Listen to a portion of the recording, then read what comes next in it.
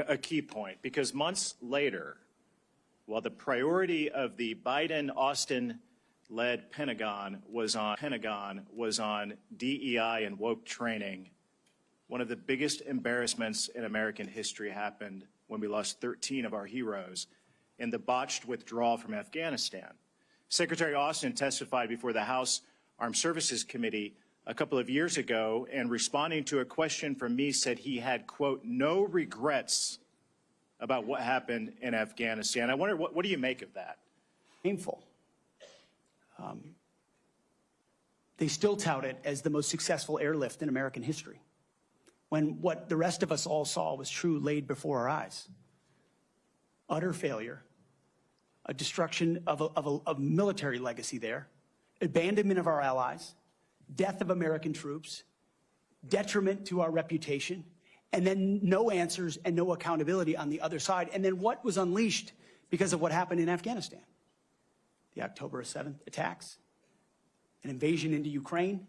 The world recognized weakness for what it was. And who bore the brunt for it? The troops on the front lines at Abbey Gate doing an impossible job, whose external security was the Taliban, because there was no actual plan for this under the Biden administration. And yet, not a single person, the only person held accountable in those moments was a Marine Corps lieutenant colonel who had the courage to stand up and say someone should be held accountable for that. His name is Stu Scheller. No one else involved has ever taken accountability for it. And when that microcosm becomes the reality of the perception of the American military or America's commitment to victory and success and positive outcomes, the world responds to that. President Trump is going to restore real deterrence by bringing a real warrior culture back, rebuilding our military, and ending wars properly. And if we have to fight them, winning them decisively. I served in Afghanistan. You served in Afghanistan. 75% of our nation's veterans disagree with how the withdrawal from Afghanistan was handled, the embarrassment of it. What that's done, I believe, has directly impacted our historic recruitment crisis in this country, without a doubt.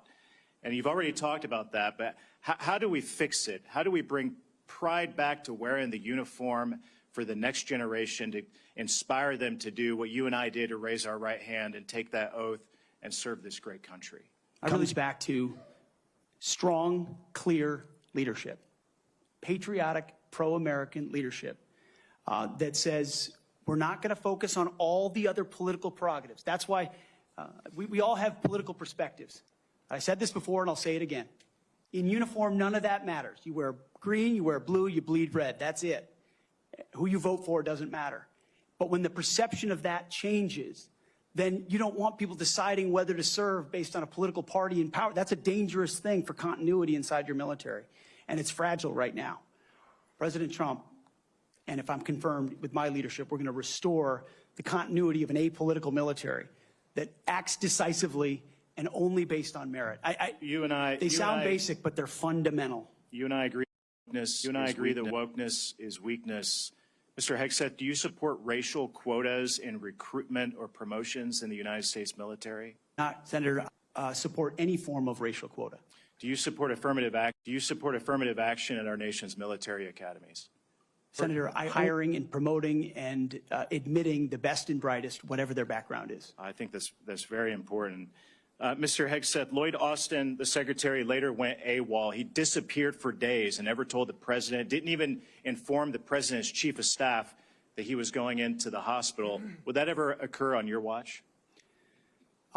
No, Senator. I know in any one of my jobs, if I had decided to go AWOL for even a day or two in uniform or around that, that would have been a concern. I believe accountability matters. No one to this day has ever, as you've said, been held accountable for what happened in Afghanistan. It was embarrassing to this country. It's impacted this country greatly. And I applaud you and President Trump for bringing accountability back to our Pentagon. With that, I yield back.